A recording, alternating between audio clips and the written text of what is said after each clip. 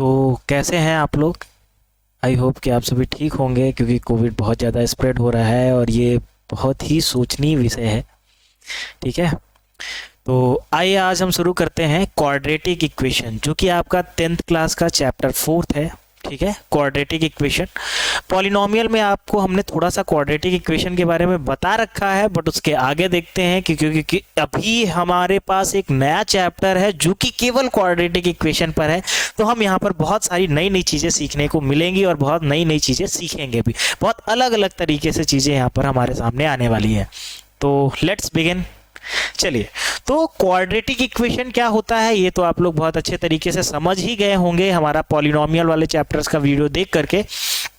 वहां पर हमने आपको बताया था कि जो क्वाड्रेटिक इक्वेशन होता है, अगर कोई ऐसा इक्वेशन है जिसकी डिग्री 2 है, अगर कोई ऐसा इक्वेशन है जिसकी डिग्री 2 है, तो वो होता है क्वाड्रेटिक इक्वेशन। अब बात आती है कि डिग्री क्या होता है ना।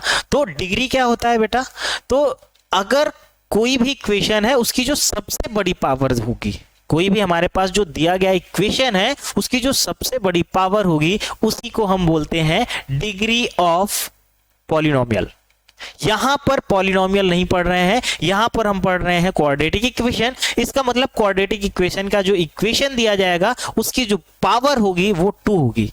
तो क्या केवल पावर 2 हो सकती है? नहीं, पावर 2 होगी तो 2 के बाद 1 पावर वाला भी टर्म होगा, और अगर पावर 1 वाला टर्म है तो पावर 0 वाला भी टर्म होगा। अब 0 पावर वाला टर्म क्या होता है, तो उसको हमने बताया था कांस्टेंट टर्म बोला जाता है। याद आया? चलिए आगे देखते हैं, और थोड़ा सा ध्यान से पढ़िएगा, है बहुत इजी चीजें, बहुत ही सिंपली तरीके से हम आपके सामने ला रहे हैं, तो पढ़ लीजिए, कहीं ऐसा ना हो कि समय निकल जाए ना। चलिए, तो स्टार्ट करते हैं आज का क्वाड्रेटिक इक्वेशन। चलिए, तो क्वाड्रेटिक इक्वेशन जो होता है, यहां पर हमने बताया कि आपके पास एक इक्वेशन होगा। सपोज इट आपके पास इक्वेशन, अच्छा ये जो हम लिखने जा रहे हैं ये है standard formula of quadratic equation. क्या? Standard formula of quadratic equation ये होता है ax square plus bx plus c equals to 0। ये होता है आपका standard formula of quadratic equation.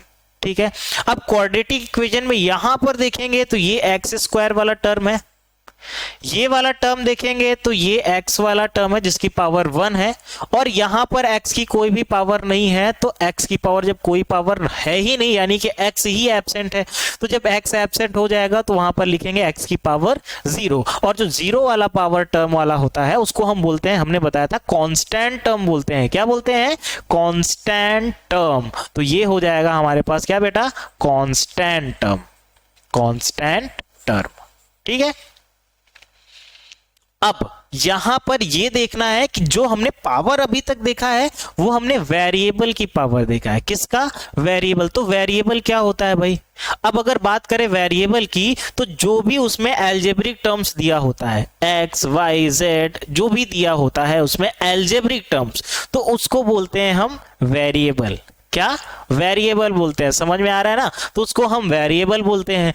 आगे अगर यहां पर देखेंगे तो यहां पर जो a है, बी है या फिर सी है, ये सभी क्या है? ये एल्जेब्रिक टर्म्स नहीं है, और इनको अगर एल्जेब्रिक टर्म्स नहीं बोला जाएगा तो फिर क्या बोला जाएगा, ये भी तो सोचना चाहिए ना। तो इनको बोला जाता है कोफिशिएंट ऑफ एल्जेब्रिक टर्म्स। क्या? Coefficient of algebraic terms. अब सपोज इट यहां पर एल्जेब्रिक टर्म्स है एक्स स्क्वायर, तो एक्स स्क्वायर का कोफिशिएंट क्या हो जाएगा बेटा? ए। आगे बात करते हैं बी, तो ये किसका कोफिशिएंट है? एक्स का, और जो लास्ट में दिया गया है वो है कांस्टेंट टर्म। तो कांस्टेंट टर्म किसी का कोफिशिएंट हो सकता है या नहीं? तो अगर यहां पर देखें तो ये x की पावर 0 का कोफिशिएंट है, क्योंकि x की पावर 0 क्या होता है? 1। जब किसी भी वेरिएबल्स में पावर 0 लग जाता है तो उसका वैल्यू हो जाता है 1। तो यहां पर अगर देखेंगे तो जो हमारा c है वो क्या हो जाएगा? कांस्टेंट टर्म, क्योंकि ये किसका कोफिशिएंट है? x की पावर 0 का। ये कहीं पर पूछा नहीं जाता है, ये पूछा इसलिए नहीं जाता क्योंकि हमने बता रखा है ना, क्या? Constant term. तो ये क्या हो जाएगा? कांस्टेंट टर्म हो जाएगा भाई। ठीक है, एक चीजें हमारे वीडियो में बार बार आ रही हैं, वो ये हो रहा है कि सर आप पढ़ाते तो हैं पर बहुत ही सीरियस होकर के पढ़ाते हैं। एक तो मैथ, ऊपर से आपका फेस देख के डर लगता है, कुछ लोगों ने ऐसा बोला है। तो कोशिश करते हैं इम्प्रूव करने की, और क्योंकि अभी कुछ ही वीडियोस बने हैं तो थोड़ा सा अभी कैमरे को इतना ज़्यादा फेस नहीं कर पा रहे हैं, बाकी मज़ा आएगा भाई, अभी बहुत सारे वीडियोस। अच्छा एक चीज़ और, ये जो आपको वीडियोस मिल रहा है ये अप्रॉक्स 100 वीडियोस आपको मिलेंगे, पर क्लास की बात कर रहे हैं, अप्रॉक्स 100 वीडियोस। 100 वीडियोस में आपको यहाँ पर हम डिस्क्राइब करना चाहेंगे, थोड़ा सा एक्सप्लेन करना चाहेंगे। यहाँ पर आपको पहले तो इंट्रोडक्शन वीडियोस मिलेंगे, इंट्रोडक्शन वीडियोस के बाद चैप्टर के क्वेश्चंस आने वाले हैं। अब चैप्टर के क्वेश्चन के साथ हर एक चैप्टर का एक या कम से कम, जिसमें एक की जरूरत होगी उसमें एक वीडियो, जिसमें दो की जरूरत होगी उसमें दो वीडियोस आएंगे आपके पास मिसलिनियस क्वेश्चंस के। मतलब अभी आप यहां से ये तो समझ में आ ही रहा होगा कि मिसलिनियस क्वेश्चंस क्या होते हैं, और यहां पर जो मिसलिनियस क्वेश्चंस होंगे वो आपको बोर्ड पेपर के अकॉर्डिंग ही क्वेश्चंस दिए जाएंगे। ठीक है, तो बहुत ध्यान से देखिएगा, बहुत मजा आने वाला है क्योंकि सीरीज बहुत बड़ी होने वाली है आपके पास। ठीक है, चलिए आइए स्टार्ट करते हैं। तो हमने बताया अभी इसका, अगर हम लिखेंगे क्वाड्रेटिक इक्वेशन का स्टैंडर्ड फॉर्मूला तो वो होता है क्या बेटा, ax² plus bx plus c equals to 0। ठीक है, ये हो गया स्टैंडर्ड फॉर्मूला। अब अगर स्टैंडर्ड फॉर्मूला, भाई क्या कर रहे हो, अब अगर स्टैंडर्ड फॉर्मूला के आगे चलेंगे तो स्टैंडर्ड फॉर्मूला के आगे हमको ये मिलता है कि यहां पर इसके जीरोस क्या होंगे। ठीक है, इसके जीरोस क्या होंगे, नंबर ऑफ जीरोस। तो अगर हम बात करें यहां पर जीरोस की, तो हम सबसे पहले देखते हैं कि जो हमारे पास इक्वेशन है उसकी डिग्री क्या है, क्योंकि जीरोस डिपेंड करता है इक्वेशन की डिग्री पर। यहां पर इसकी डिग्री क्या है, ग्रेटेस्ट पावर आप देख रहे होंगे x की पावर 2 है, इसलिए यहां पर इसके नंबर ऑफ जीरोस कितने होंगे, 2 होंगे। तो यहां पर हम लिख देते हैं इसके number of zeros equals to 2। लेकिन अब बात आती है नंबर ऑफ जीरोस तो 2 हो चुका है, तो यहां पर इसका नाम भी रख देते हैं ना, कुछ भी रख देते हैं। तो चलिए यहां पर इसका नाम जो होता है वो पहला होता है अल्फा, दूसरा होता है बीटा। अब बात आती है कि जीरोस होता क्या है गुरुजी, जीरोस तो आपने लिख दिया है, तो सर ये होता क्या है जीरोस, तो देखिएगा भाई बहुत ही ध्यान से। जीरोस क्या होता है, एक ऐसा नंबर होता है कि जब आप उसको वेरिएबल के प्लेस पर रखेंगे, जब भी जीरोस को वेरिएबल के प्लेस पर रखेंगे तो उसका आंसर कंप्लीटली क्या हो जाने वाला है, 0 हो जाने वाला है। इसीलिए उसका नाम क्या होता है, जीरोस। कहीं कहीं पर इसको सॉल्यूशंस, कुछ बुक्स में दिया गया है, जीरोस का दूसरा नाम दिया गया है, उसको बोला जाता है सॉल्यूशन। तो जीरोस बोला जाए या सॉल्यूशन बोला जाए, दोनों में कोई डिफरेंस नहीं है। ठीक है, तो यहां पर हमने लिख दिया जीरोस कितने होंगे, 2 होंगे। कौन कौन से, अल्फा और बीटा होगा। जीरोस होता क्या है, तो जीरोस को हमने बताया कि एक ऐसा नंबर जो कि वेरिएबल के प्लेस पर रखा जाएगा तो उसका आंसर क्या हो जाने वाला है, 0 हो जाने वाला है। इसके आगे देखते हैं, यहां पर एक और चीजें हमको देखने को मिलेंगी, वो होता है डिस्क्रिमिनेंट। डिस्क्रिमिनेंट होता है d equals to B square minus 4ac। ये आपको एक फॉर्मूला बताया जा रहा है, ये आपको याद कर लेना है। d equals to B square minus 4ac, इसको क्या बोलते हैं, डिस्क्रिमिनेंट। किसका डिस्क्रिमिनेंट है भाई, ये क्वाड्रेटिक इक्वेशन का डिस्क्रिमिनेंट का फॉर्मूला है। अब डिस्क्रिमिनेंट का हमने फॉर्मूला लिख दिया तो कोई ना कोई तो इसका भी रीजन रहा होगा, हमने ऐसे तो लिखा नहीं होगा। तो इसका रीजन क्या है भाई, डिस्क्रिमिनेंट का मतलब क्या होता है, इसको हमने लिखा क्यों। तो कई बार ये ऐसा होता है कि आपसे पूछ लिया जाता है कि सामने वाला जो क्वाड्रेटिक इक्वेशन है वो क्वाड्रेटिक इक्वेशन के जो जीरोस आने वाले हैं वो कैसे होंगे। आपको सॉल्व नहीं करना, आपको केवल बताना है कि उसका नेचर क्या होगा जीरोस का। आपको सॉल्व नहीं करना है, केवल और केवल बताने हैं उसके नेचर। तो जब आपको नेचर बताना होता है जीरोस का तो आप सॉल्व करते हैं डिस्क्रिमिनेंट। अब जब डिस्क्रिमिनेंट निकालेंगे तो यहां पर देखिएगा b क्या है, बी स्क्वायर हमने लिखा, तो b क्या है, कोफिशिएंट ऑफ x है, माइनस 4ac, a क्या है, coefficient of x square, and c क्या है, कांस्टेंट टर्म। ठीक है, तो आगे यहां पर बोला जाएगा क्या कि बी स्क्वायर माइनस 4ac की जब हम इसको सॉल्यूशन इसका फाइंड करेंगे तो इसकी वैल्यू क्या हो सकती है भाई, इसकी वैल्यू क्या हो सकती है। ठीक है, तो अगर यहां पर बेटा हम सॉल्व करते हैं ना तो इसकी वैल्यू या तो 0 होगी या तो जीरो से बड़ी होगी और या तो जीरो से छोटी होगी। तीन ही तो पॉसिबिलिटीज हो सकती हैं, इससे ज्यादा तो कुछ होने वाला है नहीं। तो लेट कर लेते हैं कि शायद इसका आंसर जीरो आ जाए, या फिर जीरो से कोई नंबर बड़ा आ जाए, या फिर जीरो से कोई नंबर छोटा आ जाए। क्या? डिस्क्रिमिनेंट की वैल्यू। ठीक है, तो वहां से नेचर ऑफ रूट्स हम फाइंड आउट कर सकते हैं विदाउट सॉल्विंग क्वाड्रेटिक इक्वेशन। बिना क्वाड्रेटिक इक्वेशन को सॉल्व किए हुए ये आप बता सकते हैं। ठीक है, देखिएगा, तो अगर इस टाइप का दिया होता है B square minus 4ac is greater than zero, तो वहां पर जो हमारे रूट्स होते हैं पहले तो वो डिस्टिंक्ट रूट होते हैं। क्या बेटा? Distinct real root. Distinct real root. अब यहां पर रूट्स लिखते हैं क्योंकि अल्फा और बीटा दो है ना भाई, तो रूट लिखेंगे तो एक गुस्सा हो जाएगा, बोलेगा एक को ले लिया आप दूसरे वाले को छोड़ दिए। हाँ, तो डिस्टिंक्ट रियल रूट्स हो जाएगा। अब डिस्टिंक्ट का मतलब क्या होता है? डिस्टिंक्ट का मतलब होता है डिफरेंट, मतलब रूट्स तो आएंगे लेकिन रियल रूट्स आएंगे और दोनों अलग अलग रूट्स आने वाले हैं। सपोज दैट एक पॉजिटिव आ गया तो दूसरा नेगेटिव आ गया, एक आ गया 3 तो दूसरा हो गया 4, यानी कि दोनों पॉजिटिव हैं लेकिन दोनों डिफरेंट रूट्स हैं। क्लियर? डिस्टिंक्ट रियल रूट्स का मतलब, डिस्टिंक्ट का मतलब यही होता है कि दोनों डिफरेंट होंगे, अलग अलग होंगे। आगे बात करते हैं कि अगर हमारा डिस्क्रिमिनेंट जीरो के इक्वल हो जाता है बेटा, तब क्या होगा? तो अगर हमारा डिस्क्रिमिनेंट जीरो के इक्वल हो जाता है तो वहां पर उसमें क्या होगा? इक्वल रियल रूट्स आने वाले हैं। क्या? Equal real root. तो वहां पर जो उसके रूट्स आने वाले हैं वो इक्वल रियल रूट्स आने वाले हैं। ठीक है, लेकिन अगर वहीं पर हमारा डिस्क्रिमिनेंट की वैल्यू जीरो से छोटी आ गई, नेगेटिव आ गया, जीरो से छोटी तो नेगेटिव नंबर्स ही होते हैं, तो अगर नेगेटिव आ गया हमारा डिस्क्रिमिनेंट तो वहां पर हमारे जो रूट्स होंगे वो होंगे ही नहीं, रियल नहीं होने वाले हैं। तो उसको हम क्या बोलेंगे? यहां पर जो हमारे पास रियल रूट्स जो होंगे वो रियल नहीं होने वाले, यानी कि इसके पहले जो डिस्क्रिमिनेंट आपने देखा, इसके पहले था कि अगर जीरो के इक्वल है तो जीरो के इक्वल है तो इक्वल रूट्स आने वाले हैं, लेकिन अगर जीरो से छोटा आ गया है वैल्यू तो जीरो से छोटा आने पर वहां पर हमारा जो रूट्स होने वाला है वो क्या होगा? वो क्या होगा भाई? रियल रूट्स नहीं होने वाला। तो यहां पर लिखेंगे no real root, no real roots. अब रियल रूट्स नहीं होगा तो क्या होगा?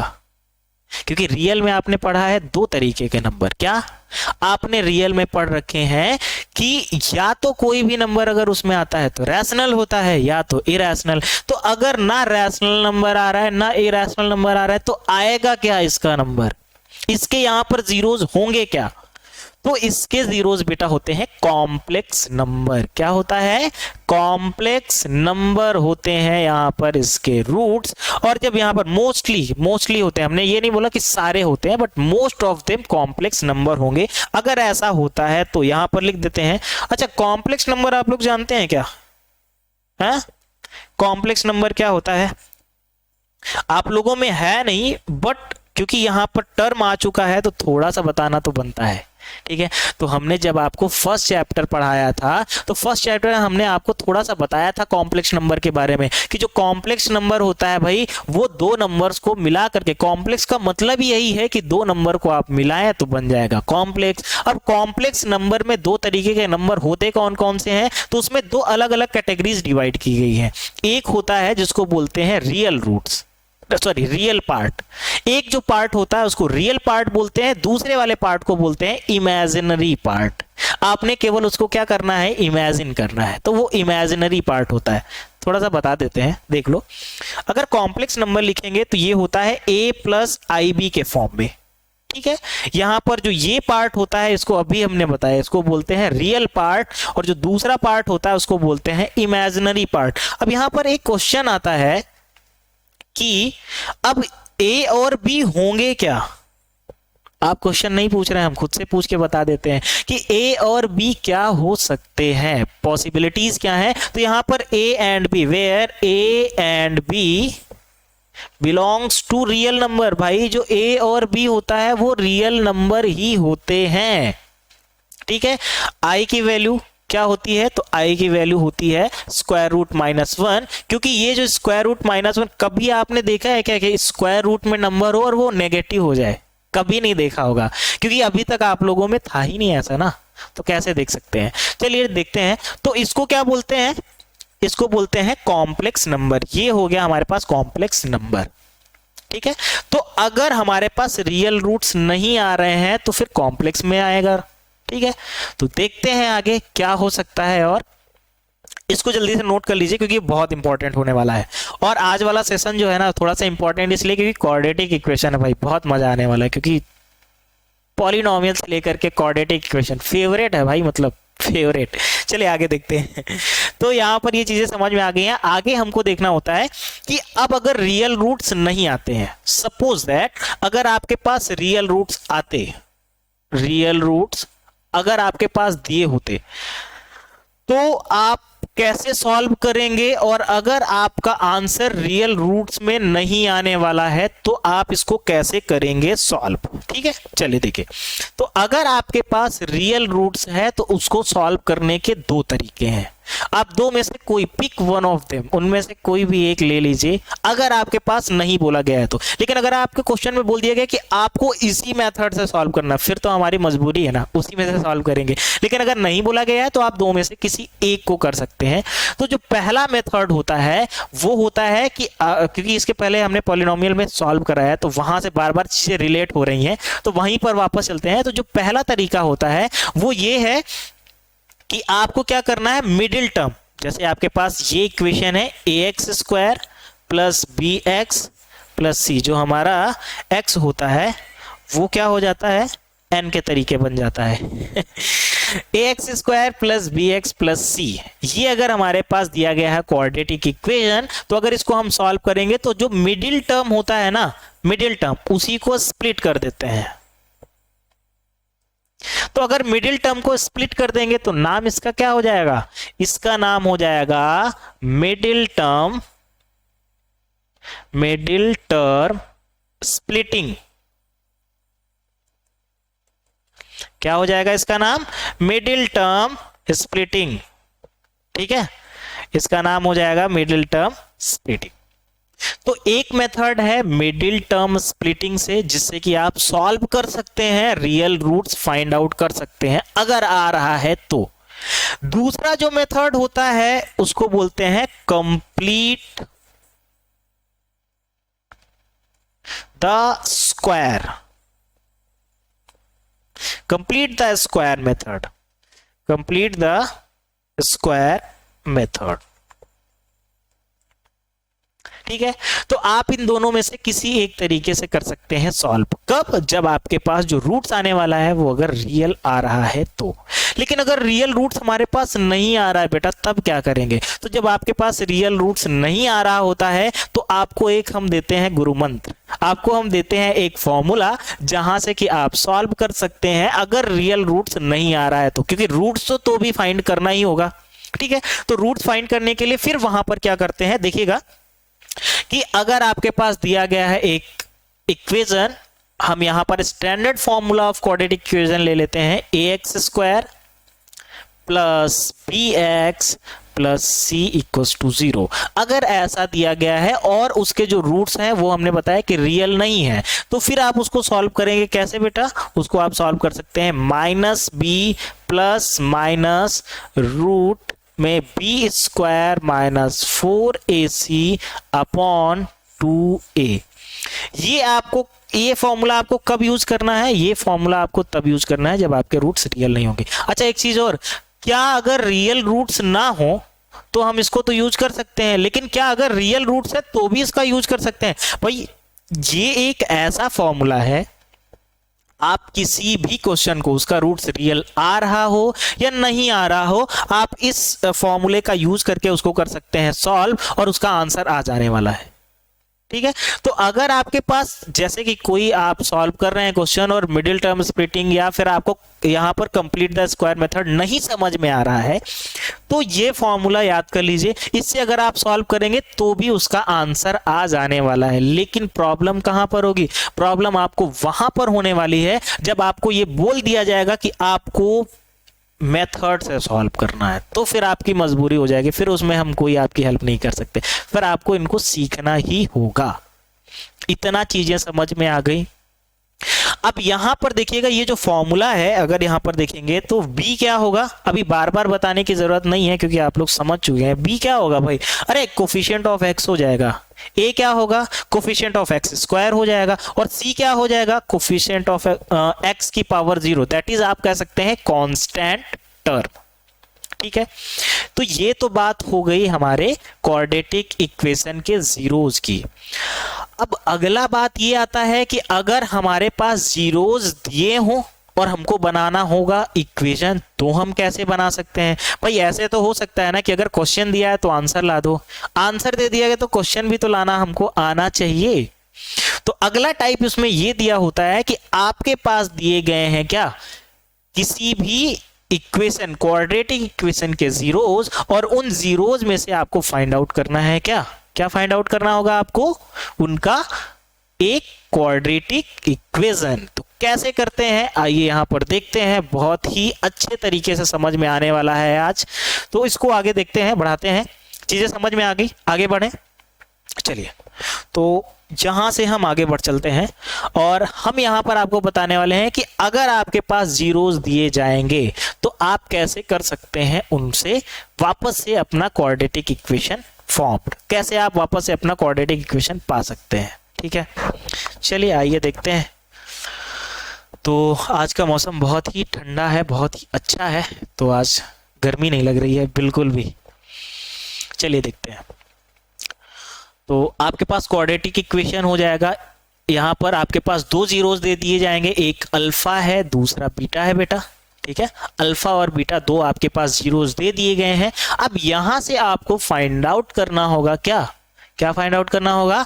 आपको करना होगा यहां से सॉल्व क्या, क्वाड्रेटिक इक्वेशन। तो क्वाड्रेटिक इक्वेशन के लिए आपको जीरोस ऑलमोस्ट दिए ही होंगे। अब अगर आपके पास जीरोस दिए गए हैं तो आपने पढ़ा है पॉलिनोमियल के चैप्टर में, वापस से उसी चैप्टर में आ रहे हैं, वहां पर आपने रिलेशंस पढ़े हैं।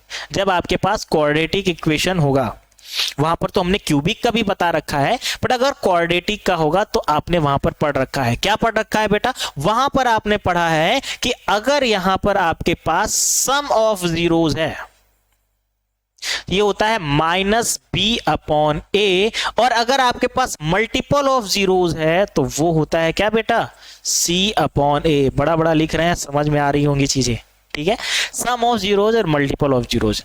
ठीक है, लेकिन इसको हम साइड करते हैं। यहां पर हम आपको दो मेथड से बताएंगे, दो में से आपको जो समझ में आए पिक वन ऑफ देम, एक ले लीजिए और उससे समझ के और क्वेश्चन सॉल्व कर दीजिए।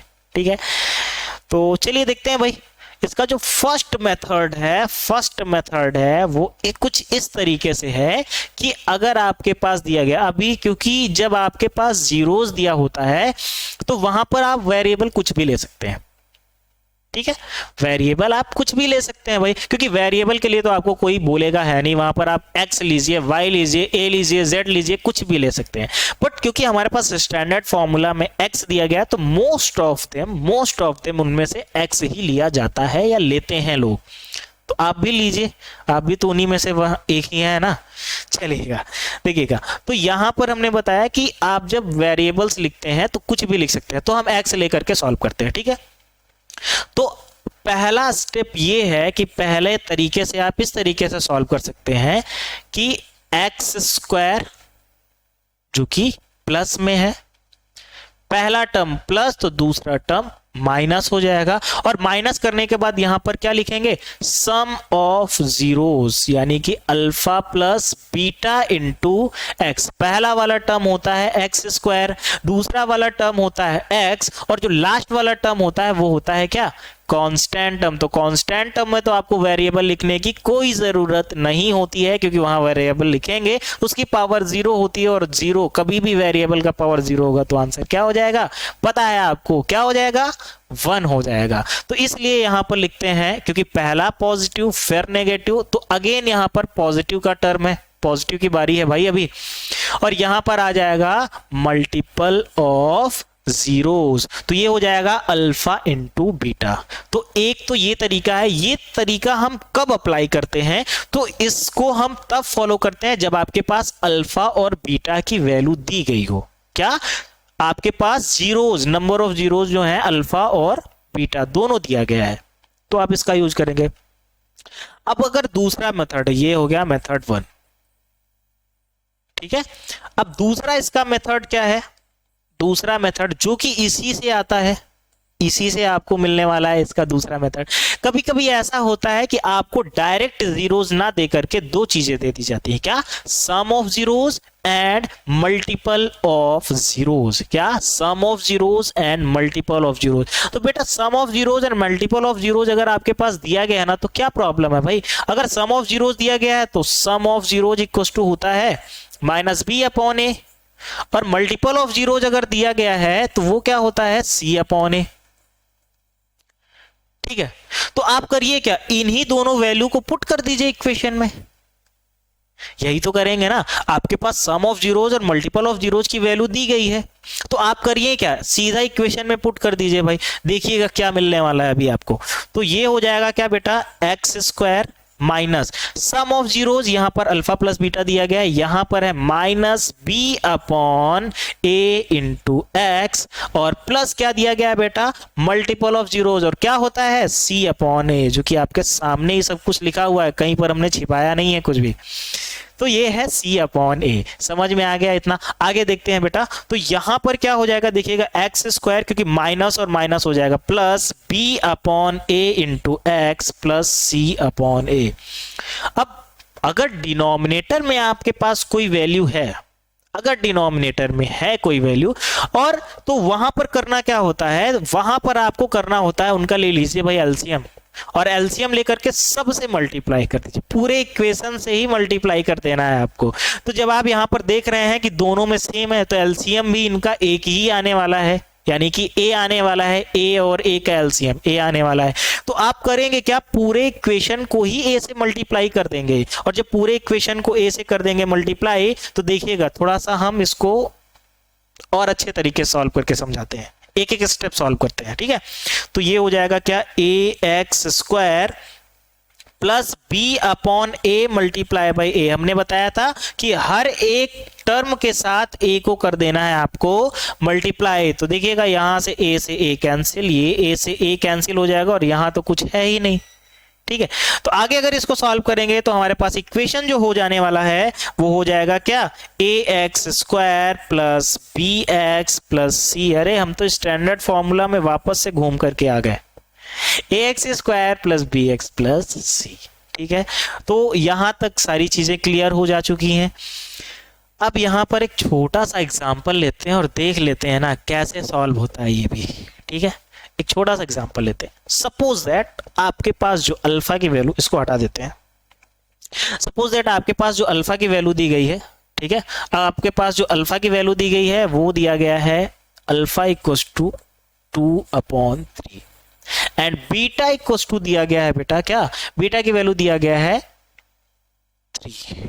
क्या दिया गया है, 3, 2 बोलने वाले थे 3 हो गया, ठीक है। अगर आपके पास बीटा की वैल्यू 3 दिया गया है, अल्फा की वैल्यू दिया गया है 2/3, तो आप कैसे इसमें से क्वाड्रेटिक इक्वेशन बना सकते हैं। तो देखिएगा यहाँ पर बहुत ही सिंपल मेथड है, जो कि इसके पहले हमने बताया है, वही सारे स्टेप्स आपको वापस से करने हैं फॉलो। आइए देखते हैं। तो यहाँ पर हो जाएगा, हमने अभी बताया कि आपको लेना है वेरिएबल, क्या, मोस्ट ऑफ टाइम एक्स ही लेते हैं भाई, हम भी ले लेते हैं ना, एक्स स्क्वायर। आगे होता है क्या, क्योंकि पहला पॉजिटिव, सेकंड टर्म होगा नेगेटिव, और यहां पर होगा sum of zeros multiply by x, क्योंकि पॉजिटिव के बाद अगेन पॉजिटिव फिर नेगेटिव, और नेगेटिव के बाद अगेन क्या आने वाला है, पॉजिटिव टर्म, और यहां पर हो जाएगा अल्फा इंटू बीटा। ठीक है, समझ में आ गया स्वाद। आगे देखते हैं भाई। तो ये हो गया क्या, x square minus alpha plus beta. भाई अल्फा की वैल्यू दिया गया है 2/3 और बीटा की वैल्यू दिया गया है +3 इंटू एक्स, प्लस अल्फा की वैल्यू दिया गया है 2/3 और बीटा की वैल्यू दिया गया है 3। भाई यहां पर तो ये कैंसिल आउट हो जाने वाला है, ठीक है, यहाँ पर ये कैंसिल आउट हो जाने वाला। अच्छा इसको जरा बाहर सॉल्व करके दिखा देते हैं। कुछ लोग इसमें इतना ज्यादा कंफ्यूज हो जाते हैं, पता नहीं क्यों इतनी छोटी सी चीज को लेकर के बैठ जाते हैं। 2/3 + 3 हमने बताया कि इसके डिनोमिनेटर में 1 आप लिख सकते हैं। ये हमने क्या बताया, ये बचपन से आप सीखते चले आ रहे हैं। आगे देखिएगा, यहाँ पर 3 और 1 का एलसीएम हो जाएगा क्या बेटा, 3 हो जाता है। आता है आपको, बिल्कुल आता है। और 3 से 3 को करेंगे डिवाइड तो 1 टाइम्स में जाएगा, और 1 को 2 से कर देंगे मल्टीप्लाई तो 2 1 जा 2।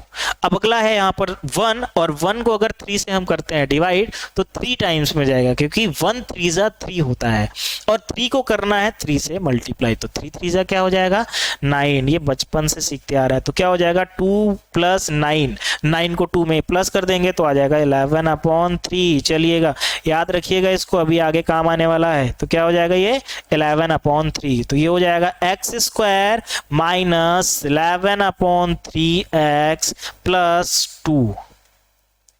ठीक है, लेकिन हमने बताया क्या था कि अगर आपके पास डिनोमिनेटर में कोई वैल्यू होती है, दो वैल्यूज हैं इसमें भी, तो आप उन दोनों का एलसीएम लेकर के सबसे मल्टीप्लाई कर देते हैं। यहां पर केवल एक में ही दिया गया है, तब क्या करेंगे भाई, तब तो और इजी है ना, इसी को लेते हैं सबसे कर देते हैं मल्टीप्लाई। ठीक है, तो यहां पर हमारे पास 3 है, तो हम करेंगे इस इक्वेशन को 3 से मल्टीप्लाई, और यहां पर हम डायरेक्ट लिखना चाहेंगे क्योंकि पीछे देख चुके हो ना अभी। तो ये हो जाएगा क्या बेटा 3x² माइनस 11x प्लस 3 2 6। ये हो गया आपका क्वाड्रेटिक इक्वेशन। अगर इसको सॉल्व करेंगे तो इसके जीरोस क्या आने वाले हैं, एक आ जाएगा 2/3, दूसरा आने वाला है 3। तो आपका होमवर्क क्या है, आपका होमवर्क ये है कि इस इक्वेशन को करेंगे आप सॉल्व करेंगे आप। किसी भी तरीके से नहीं समझ में आ रहा तो इसके पहले हमने आपको इक्वेशन बताया ना, ये आपके पास मेथड सबसे इजी मेथड है, रख दीजिए भाई, यहां पर सॉल्व कर लीजिए और देखिए क्या इसका जीरोस वही आ रहा है जो हमने बताया है। अगर समझ में आ रहा है तो अच्छे तरीके से देखिएगा, समझिएगा, नहीं अगर इसमें कोई ऐसा पॉइंट है जो आपको समझ में नहीं आ रहा, बेहिचक पूछिए भाई, हम ना कहीं जाने वाले हैं, आप हमसे पूछिए, हर एक चीज हम बताएंगे यहाँ पर बहुत ही क्लियर तरीके से। एंड बी कॉन्फिडेंट, अगर कोई क्वेश्चन नहीं आ रहा है उसको देखिए, समझिए क्या है उसमें, कैसे करना है, सॉल्व करिएगा। अगले वाले जो स्टेप में हम अगले वीडियोज में आपको लेके आने वाले हैं, तो वहां पर हम आपको ये सिखाने वाले हैं कि मिडिल टर्म स्प्लिटिंग कैसे सॉल्व करते हैं। इसके कुछ क्वेश्चंस लेकर के आएंगे, वहां पर हम आपको सिखाएंगे, क्योंकि आप डरते हैं रूट वाले क्वेश्चन से, तो हम आपका डर यहां पर करेंगे खत्म, और हम आपको रूट वाले क्वेश्चन को बहुत ही इजीली सॉल्व करना सिखाएंगे। इसके बाद अगले वीडियो में आपका आएगा कंप्लीट द स्क्वायर मेथड, जहां पर आपको यह बताया जाएगा कि कंप्लीट द स्क्वायर मेथड का फंडामेंटल क्या है, किस पर बेस्ड है, ये कैसे सॉल्व होता है, और उसके भी आपको कुछ क्वेश्चंस यहां पर एग्जांपल्स दिए जाएंगे, कराए जाएंगे, आपको बहुत ही बेहतरीन तरीके से समझने में आने वाला है।